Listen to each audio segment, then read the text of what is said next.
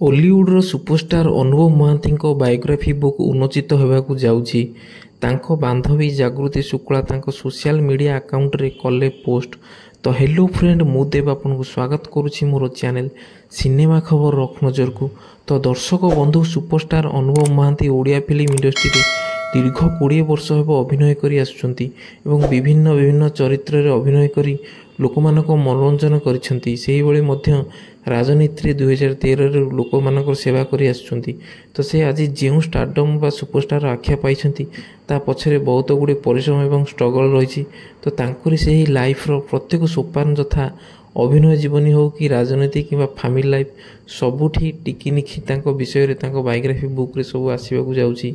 ତ ଏହି ବୁକ୍କୁ ତାଙ୍କ ବାନ୍ଧବୀ ଜାଗୃତି ଶୁକ୍ଳା ପବ୍ଲିଶ କରିବାକୁ ଯାଉଛନ୍ତି।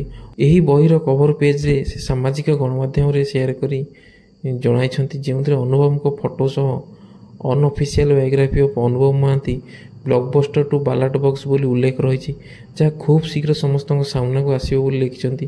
ଦୀର୍ଘ 4 ବର୍ଷରୁ ଅଧିକ ସମୟ ଧରି ସେ ଏହି ବହି ଲେଖିଥିବା ସାମାଜିକ ଗଣମାଧ୍ୟମରେ ଉଲ୍ଲେଖ କରିଛନ୍ତି।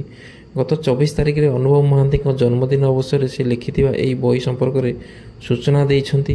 ତ ଅନୁଭବ ମହାନ୍ତିଙ୍କ ଜୀବନୀ ସମ୍ପର୍କରେ ଆଧାରିତ ଏହି ବହିର ବିଭିନ୍ନ ବ୍ଲକବଷ୍ଟର ସିନେମା ଠାରୁ ଆରମ୍ଭ କରି ରାଜନୀତିରେ ପାଦ ଦେଇଥିବା ତାଙ୍କର ଅସାଧାରଣ ଯାତ୍ରା ସମ୍ପର୍କରେ ଉଲ୍ଲେଖ ଅଛି। ତେବେ ବହିଟି କାହିଁକି ଏବଂ କେଉଁ ଉଦ୍ଦେଶ୍ୟରେ ଲେଖା ହୋଇଛି ତାହା ଏପର୍ଯ୍ୟନ୍ତ ମଧ୍ୟ ଜଣାପଡ଼ିନାହିଁ। ପୂର୍ବରୁ ଅନୁଭବ ମହାନ୍ତିଙ୍କ ସହ ଜାଗୃତି ଶୁକ୍ଳା ଥିବା ସମ୍ପର୍କ ଓ ବିବାହକୁ ନେଇ ଅନେକ ଥର ବହୁତ ଚର୍ଚ୍ଚା ବି ହୋଇଛି। ଏପରିକି ଅନୁଭବଙ୍କ ସିନେମାରେ ଜାଗୃତି ଶୁକ୍ଳା ଯୋଗଦାନ ମଧ୍ୟ ରହିଛି। ଉଭୟଙ୍କ ଫଟୋ ଓ ପାରିବାରିକ ସମ୍ପର୍କ ବିଷୟରେ ମଧ୍ୟ ଜାଗୃତି ଶୁକ୍ଳା ସୋସିଆଲ ମିଡ଼ିଆରେ ଆଗରୁ ମଧ୍ୟ ଜଣାଇଛନ୍ତି। ତ ଫ୍ରେଣ୍ଡ, ଆପଣମାନେ ଯଦି ଅନୁଭବ ମହାନ୍ତିଙ୍କ ଫ୍ୟାନ୍ ହୋଇଥିବେ ଏବଂ ତାଙ୍କ ବାୟୋଗ୍ରାଫି ବୁକ୍କୁ କେଉଁମାନେ ପଢ଼ିବା ପାଇଁ ଇଚ୍ଛୁକ ଅଛନ୍ତି, କମେଣ୍ଟ ମାଧ୍ୟମରେ ନିହାତି ଜଣାଇବେ। ଧନ୍ୟବାଦ।